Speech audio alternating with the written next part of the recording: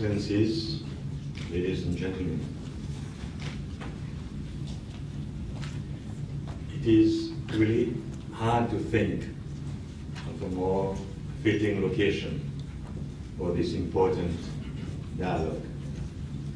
Singapore, in terms of size, is a small state, but at the same time, an economic powerhouse, much admired for its achievements by the rest of the world. And in a forum where we will address the challenges and opportunities of the blue economy, where better than to do this than at the confluence of two great oceans, the Pacific to the east and the Indian Ocean to the west. No less of interest, we are at the hub of a medley of nations, large and small, at different stages of development. The hosts of this conference have indeed provided us with a setting that is second to none for a lively exchange of ideas and experiences. As the recent president of a small island state, the Republic of Seychelles, I will show in my address that coming from a small state is not a disadvantage when it comes to talking about the sea.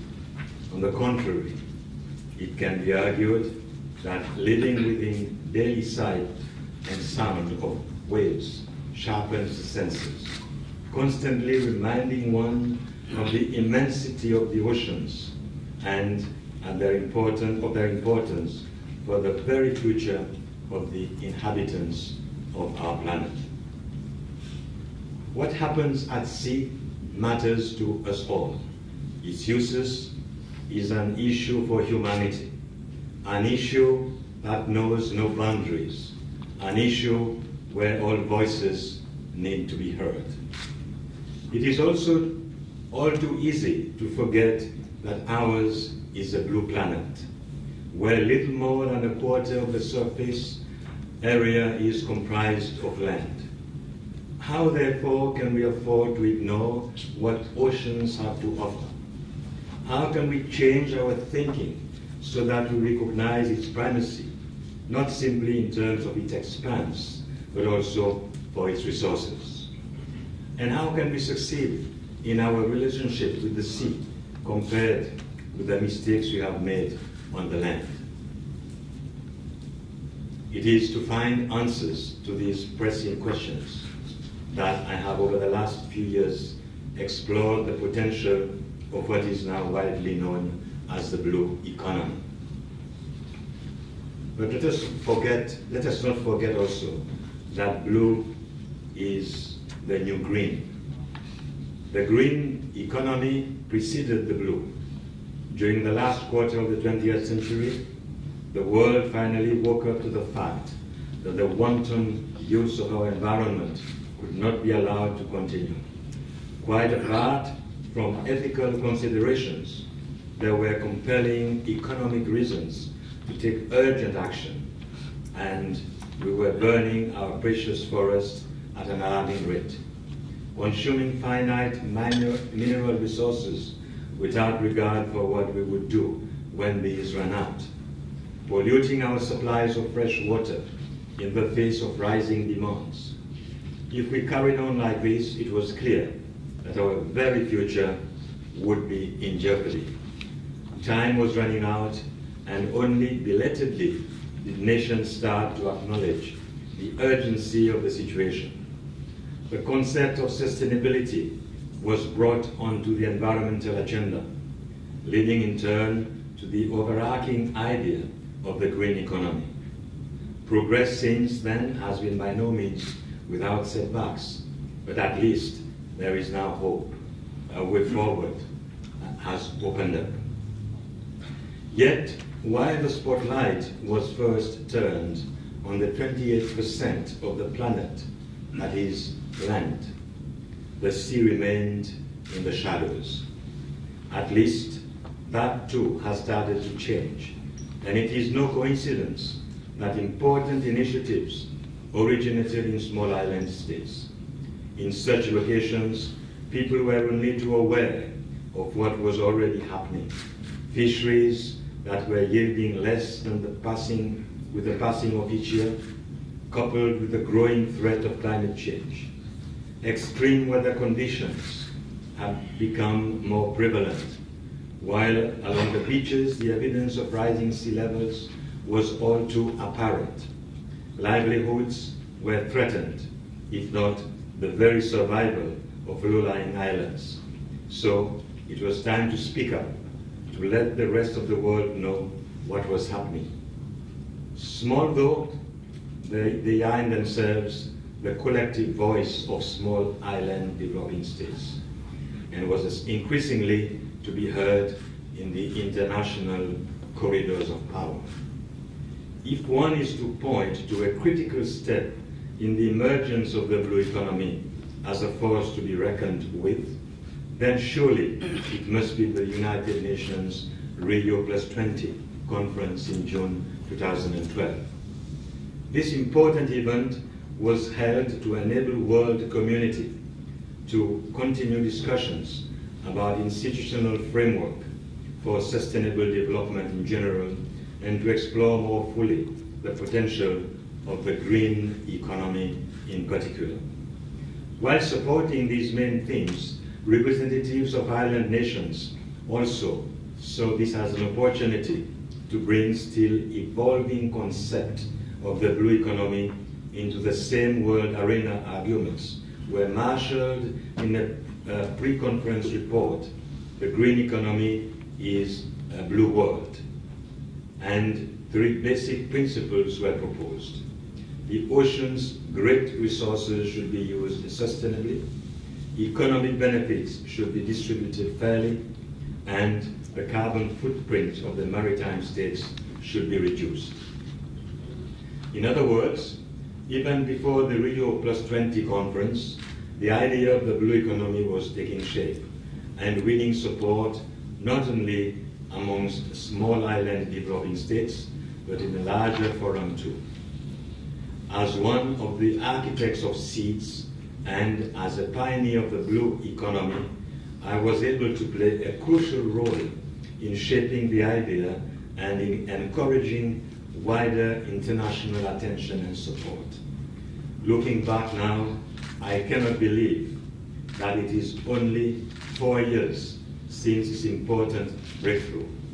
So much has happened since then.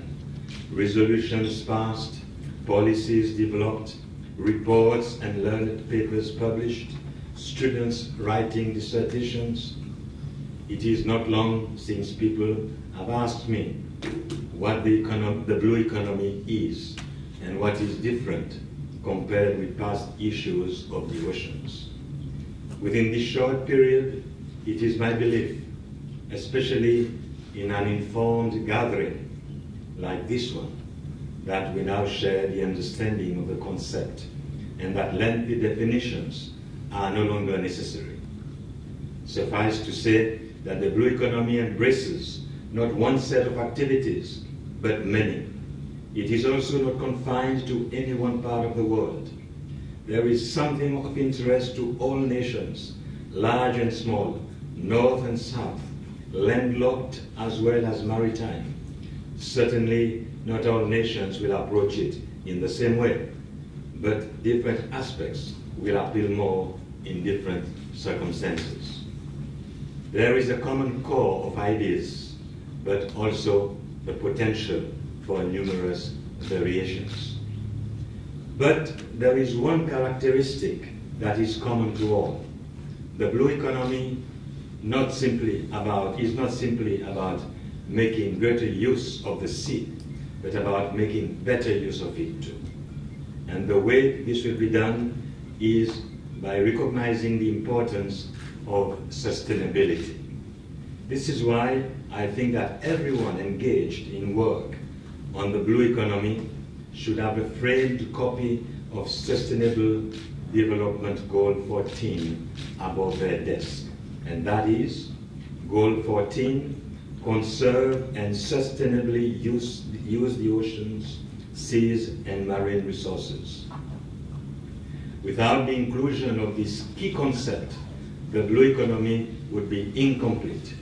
With it, the future is bright, an approach that has the potential to benefit future generations as well as our own. Let us look now at the new economic frontiers. Very quickly, the word has spread. I have already explained that small island states had a particular incentive to pioneer the idea of the blue economy. Some large nations, such as Australia, were also fast off the mark. Soon, others in the region, such as Indonesia, followed along with the great powers of India and China, all with their own evolving policies and priorities. Little wonder there is so much interest. The potential economic rewards are too great any longer to be ignored. The diminishing yields of the main fisheries can be reversed if catches are carefully managed to allow the new stock to flourish. Mariculture faces a number of technical problems, but new techniques will establish it as a stable source of proteins for the world's food industry. Coastal and marine tourism will continue to grow, but again, will only prosper if the standards of popular venues and the surrounding environment can be maintained, if not improved. There are reserves of oil and natural gas beneath our continental shelves, which will pose a threat to the fragile environment of the sea unless the greatest care is taken in extracting these valuable commodities. One has only to stand on the shores to feel the power of the waves and to sense the hidden currents, all of which will surely one day be converted to an inexhaustible supply of renewable energy for the use on land. And beneath the surface of the sea is a diversity of plant life and living organisms that are already being harvested for use in pharmaceuticals, cosmetics, and also health foods. And so we can go on, creating new opportunities, opening new vistas, exploring the hidden depths of the mighty oceans. The future is indeed blue. But to achieve what is possible, we have to be prepared to do things differently. This, an influential forum, and it is individuals like yourselves who will make the difference. Let me, in the second half of my paper, point to 3 areas where this will occur. The whole area of geopolitics, the need for invention, and entrepreneurship. In doing this, I will look especially at the contribution of small island states, and not least of all, Seychelles, my own country. Geopolitics and the oceans. Let us start with geopolitics and the oceans. In the past, most efforts to provide order in international relations have been restricted to the land by designating boundaries, applying the rule of law, brokering agreements between nations, and trying to keep the peace. In contrast, the sea has remained largely unregulated.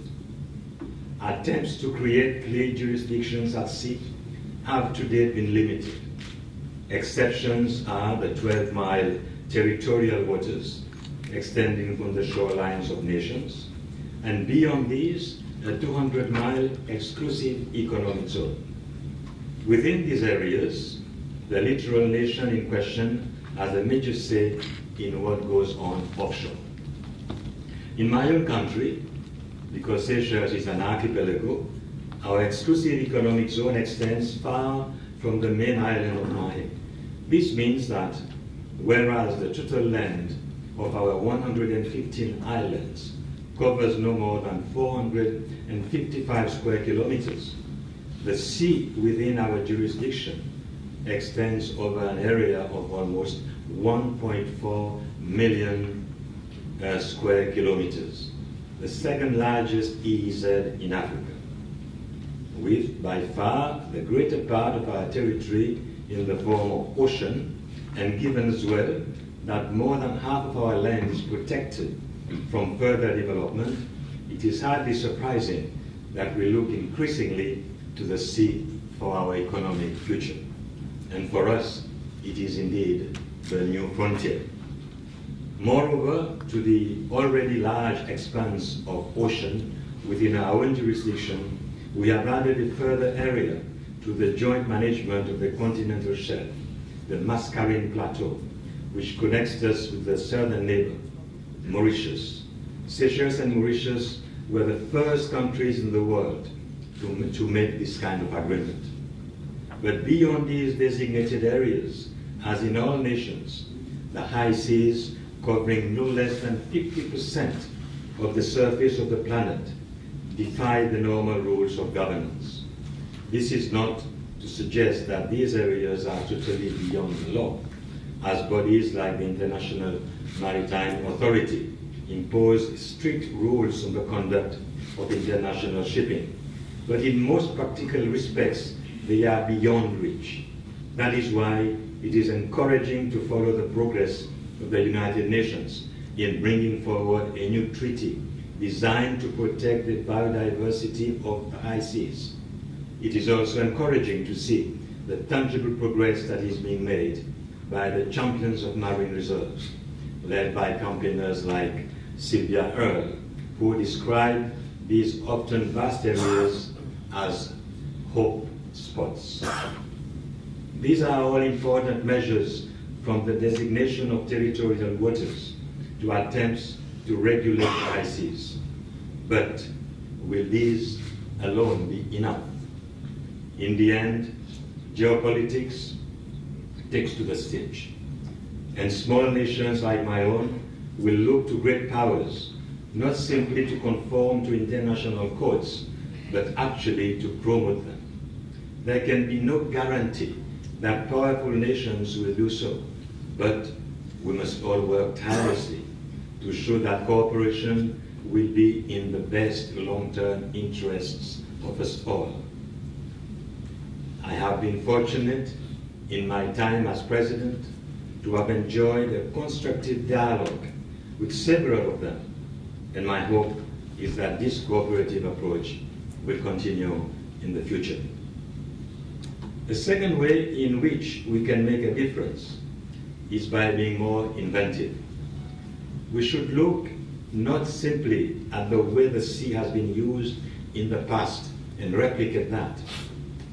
Of course, we must listen to fishermen and boat builders, divers and ship captains who have a deep understanding of the sea and what it can offer. But we must also invite some of the world's best minds to turn their attention to the oceans, breaking new frontiers of knowledge and application.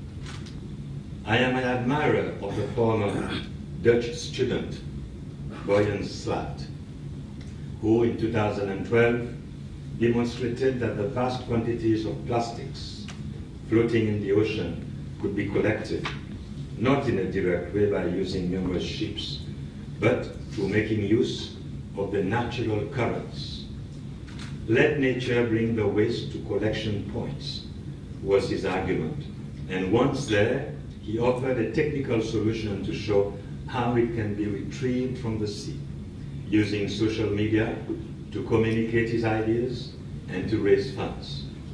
Slat went on to found the Ocean Cleanup Foundation, a non-profit organization which is responsible for the development of these proposed technologies.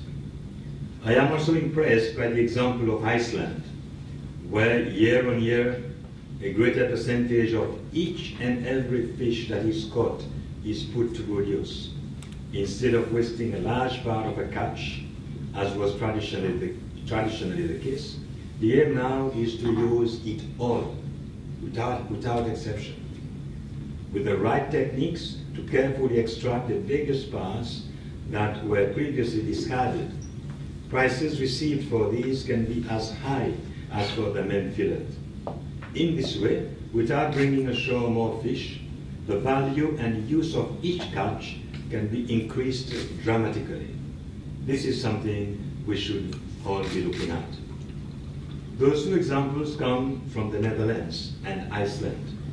But in my own country, I can point to 3 innovative measures designed to make best use of our surrounding seas. Firstly, we are active in seeking ways to convert some of our capital debt into funds to support blue economy initiatives. We have already settled almost $30 million of our national debt through the innovative financial mechanism, the debt to adaptation swap. Secondly, in the wake of the success of the green bonds to fund sustainable development on land, we will introduce our own issue of the blue bonds to support innovative projects at sea. We see this as a model that other small island states and coastal countries can adopt. With the inclusion of private sector funding through public-private partnerships, our first scheme is designed to fund improvements to the management and sustainable yield of fisheries in the Maritime Plateau. Finally, we have a well-advanced program in hand to zone our EEZ to allow the different uses to be located in a rational way. Seychelles was active in designing a marine protected area as early as 1973. But the present project to zone the whole of the EEZ is on an altogether larger scale. In particular, it will make provision for a wide variety of uses and will include a no-go area to provide maximum protection for the marine environment and for the reproduction of different species. We are not short of ideas, of course, nor of policies, but now is the time for action. Too often, there is a missing link in the form of entrepreneurship to turn good ideas into business opportunities. The success of the blue economy will depend on unleashing a new generation of entrepreneurs who can match the impact of the likes of Bill Gates and Steve Jobs in the legendary Silicon Valley. Can we anticipate individuals who can do the same for the blue economy, creating a global transformation in the use of the sea? We can learn much from the example of the information age pioneers. Their success is not a result of top-down planning. Instead, young people found their way to a particular locality, attracted by an absence of inhibiting rules and regulations, by the inspiration of being with other like-minded individuals, and by the proximity of the world-class Stanford University. They made good sense of vacant garages and front rooms, dressed casually and played loud music. Their genius was not only to come up with groundbreaking ideas, but to turn these into business opportunities. It was a heady mix, but surely we could imagine comparable clusters of bright young people at different points around our oceans. It is possible. We can make it happen. And the auspices of the Indian Ocean Rim Association, a dialogue meeting was held recently in New Delhi, hosted by the Research and Information System for the Developing Countries, RIS. It was attended by postgraduate students as well as established academics and policymakers. The students were there to learn, but their enthusiasm for the blue economy was infectious. Who would listen to us if we could come up with some business ideas, they asked. The answer is not only that we should all listen, but let us too encourage the conditions where these aspiring individuals can flourish. I have for long put my trust in the youth of my country, and now it is time to bring together young people from different nations, Bangladesh and Malaysia, Seychelles and Singapore, and of course all our other countries. Give them free rein and let us see what emerges. Who knows if there is not another Bill Gates or Steve Jobs, directed this time to the blue economy among them. Let us also encourage entrepreneurs who have already started businesses to make the most of their talents. This is a future for economic free zones, where taxes and regulations are kept to a minimum, and where governments facilitate rather than control. We should be more like gardeners, preparing the ground and allowing the plants to grow. Everyone knows that the blue economy can yield great wealth that can boost it, if not transform all our economies. But we have first to make it happen, to release the enormous potential of talent and energy that is all around us. If we get it right, the various income streams will then flow, and we will all benefit. In looking ahead, ladies and gentlemen, the blue economy beckons. We know what it is, and we can only marvel at the enormity of what is at stake. It is like discovering a new planet, but without leaving Mother Earth. Surely now we have done enough talking. It is time to turn our thoughts into action. Let us work in unison, small states like my own, as well as large, to develop practical projects. Let us learn from the mistakes that were made on land and welcome a new era of cooperation. Let us find hope in this new venture.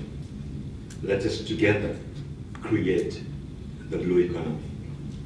I thank you.